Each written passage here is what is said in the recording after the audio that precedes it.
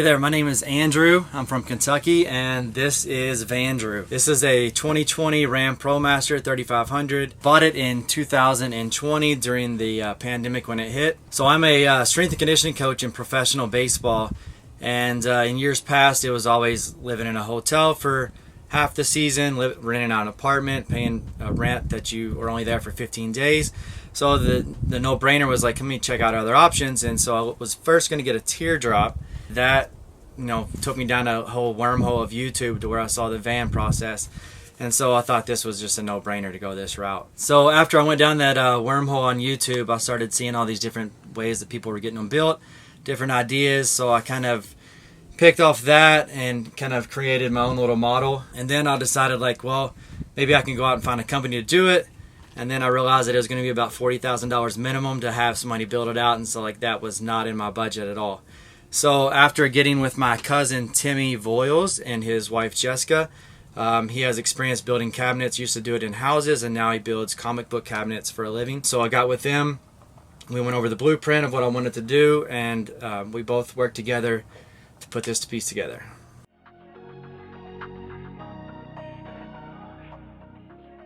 Alright, so let's start the tour. So the original van had a light here, so when the door opened up, it lit up the van. What I did was installed a light switch here on the front of the cabinet, and it controls this one light here. And so whenever I open up and I got my hands full, I can just hit that light to give me some light to come in, and then from there I can hit on the other lights. Starting on top of the countertop, I have a Duxtop dual burner induction cooktop, which seemed to be a little bit of an overkill for this van, especially for somebody that's rolling solo in this place. I've never used two burners at once. One is plenty. So if you're in the market for a induction cooktop, I'd suggest going just with the one burner. Below the induction cooktop, I have a little storage area. Left about an inch gap in between here so that some air can flow out of there so it doesn't overheat. But in here is just paperwork, odd and end, little stuff. Underneath the storage area, I have my chest fridge, my ARB chest fridge. So it's on heavy duty drawer slides, so it just slides on out. Crank it open, shut it back down. I usually keep it 35-40 degrees. Had it for 2 years now. I've had no issues powering it, keeping it that cool. Stores plenty of food. You can hold up to 2 weeks of food up in here. Next to that, I have a nice little spice rack, man-made spice rack. Going here, this was probably the hardest piece to put on the van. It was the last piece to go in the van, but we finally found a way to cover up the hideous area that most vans have on their entryway. So here is where we put the light for whenever you click on when the door is open. So this is the first light that comes on. When I'm in, I can shut that off. And then I have the two switches here that run the lighting separate. So this turns on the 4 in the back. This turns on the 4 in the front. Above that, I have the control center basically. So this is for the inverter. This is the Xantrex Freedom X 3000 inverter. I can control the inverter from here, so I'll turn it on and off to save power. And then also I have my Victron battery monitor here. This is the cabinet area for basically like the closet for clothes storage.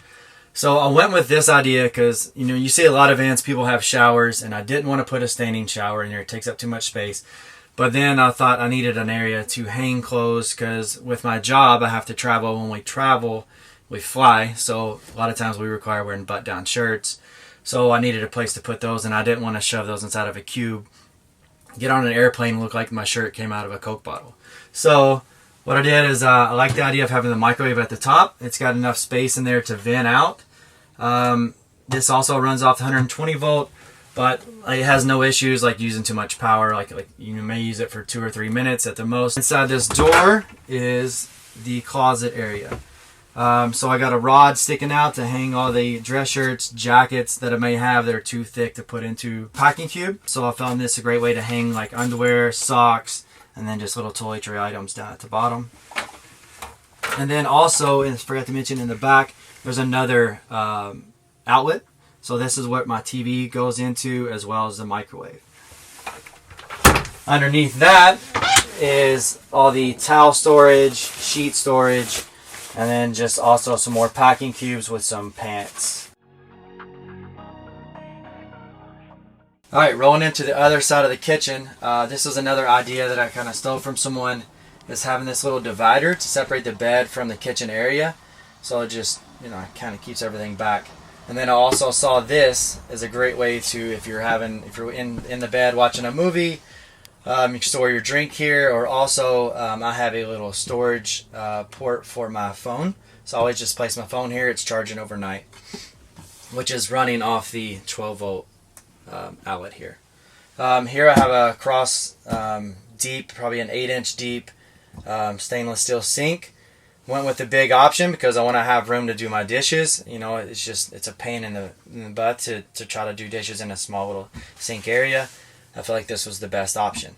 It has a swivel head on it, and then underneath I have a 5-gallon gray tank that I can just use. So once it fills up, I can pull it out, take it out, and dump it. And then also it runs hot and cold.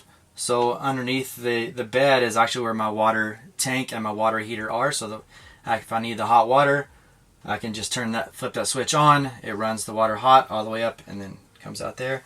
And then also I have the register for a heater that's underneath the bed as well. So the register blows out at the bottom. And also another way I wanted to keep storage for like cleaning utensils for the sink. I didn't want it up top because when you're driving, that stuff flies everywhere.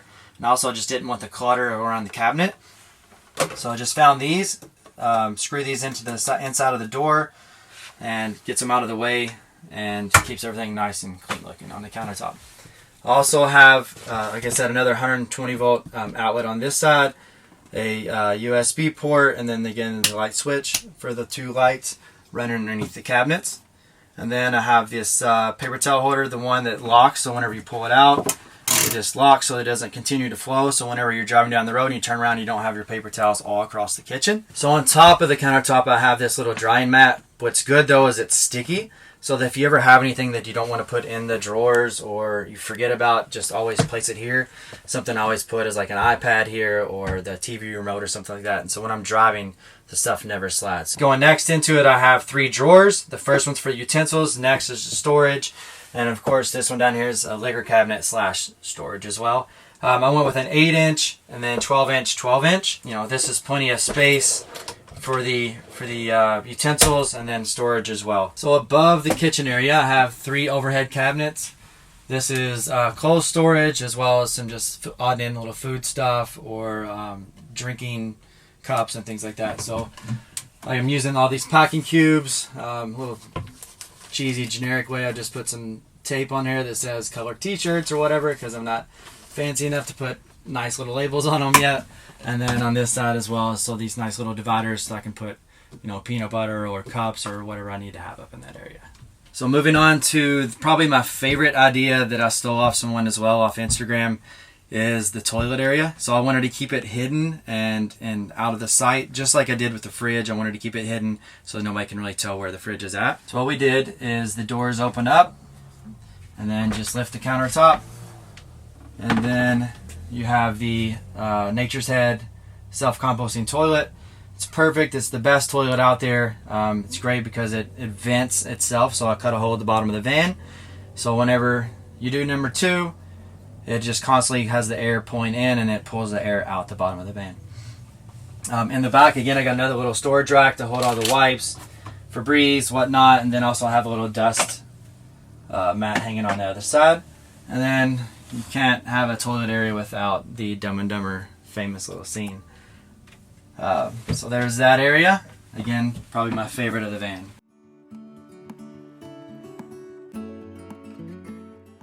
This is basically the living area, lounging area. I wanted to have swivel seats.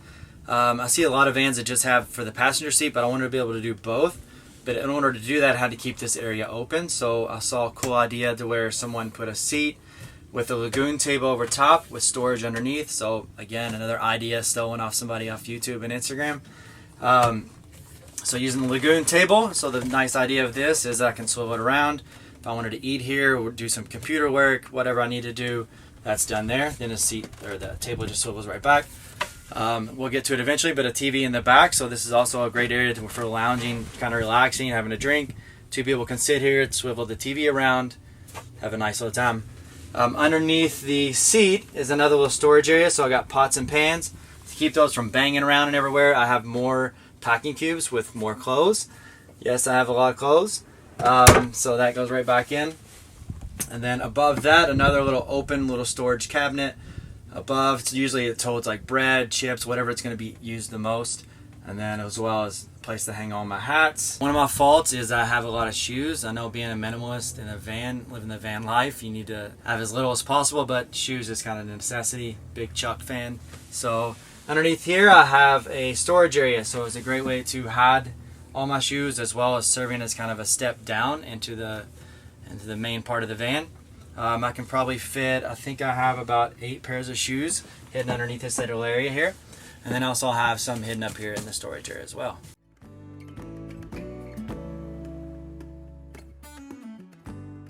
Alright, so when it's time to call it a night, this is where I go. This is a custom, I believe it's 8-inch deep mattress. It's between a full and a queen. But here I am sitting up on top, and I'm a very tall individual at 5'8". So I have it, you know, about probably an inch or two clearance if I'm sitting on it. Then on the side I also have the motion sliding windows, so that whenever it's summertime and it's hot, the vent in the front pulls air in, this one pulls air out. Open these up and it creates a nice little stream of air blowing around. On this side I have some more storage cabinets. They're a little bit smaller than the overhead ones on this side. I was going to do them on this side as well, but I just didn't want anything hanging above my head, raising up, hitting my head in the middle of the night. So I kept that area open. On the back side I have some reading lights in the corners, so I have one on each side. They're just nice little touch activation, and then they also have USB ports installed in those as well. So if you have 2 people in here, one person's charging the phone here, somebody else can charge your phone on that side as well. Right underneath me I have the storage area for I have trash, and then there's a divider in the middle, and it also has for laundry. Those are probably the 2 areas that are most likely missed in most vans. And then on this side I have my TV, small 24-inch TV that'll swivel around like I said earlier. So if I'm sitting up front and me and the person want to sit up there and hang out, we can watch TV. Again, this goes back and puts in the corner, hidden out of the way. Underneath that I have my Webasto Evo 40 heater monitor, or gauge I guess you would say. So that's where I control the heat for whenever it's cold outside. Alright, so this is the garage area of the van. Starting up top here I have 2 hangers for whenever I'm out hiking. I got some gear, I just hang the gear here. Underneath here on this side I have the electrical. So starting with the 300 amp hour lithium batteries from Battleborn. And then I have, like I said, the Xantrex Freedom X3000 inverter hanging underneath there. Of course, the Lynx distributor, and then our own breaker box for all the 120 volt stuff. On top, I'm running 525 watts of solar from New Power, shore power. I just have a box underneath. I'll plug into somewhere with a house, electricity, plug it in, run the 120 volt appliances through that. And then on this side, I have the water. So I have a 15-gallon water tank, a water heater, and then just on the front side there, I have the heater for the van, the Webasto Evo 40, and then of course just the air fryer, a little odd and end stuff.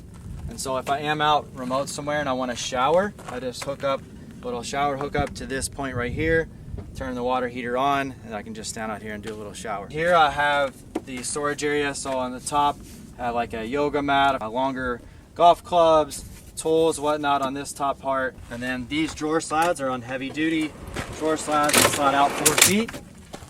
So got the essentials. I got the golf clubs, the shoes, some workout gear, and then as well on the top has most of the hiking and workout gear in that one as well. So that was the van tour. Thank you guys so much for checking it out. Hope you enjoyed it. Hope you get some ideas, and I hope to see you guys in a van soon. If you ever want to have any questions to ask, or you want to meet up, go hiking, trade stories, whatever you want, just check out my Instagram. Other than that, I hope you guys have a great day, and see you on the road. I hope you enjoyed that video. If you hadn't noticed, we do sell an ebook for how to convert a van. It has over 190 pages of detailed instructions and diagrams, also 25 video tutorials which are specifically for the ebook buyer. Creating a van for many people is obviously a really intimidating project, but I really believe, and I've seen it time and time and time again, that with the right information, anyone can turn out with a pretty decent van conversion. So check the link in the description, subscribe to the channel if you are not already, and drop us a comment if you like this video. Thanks for watching, and we'll see you next week.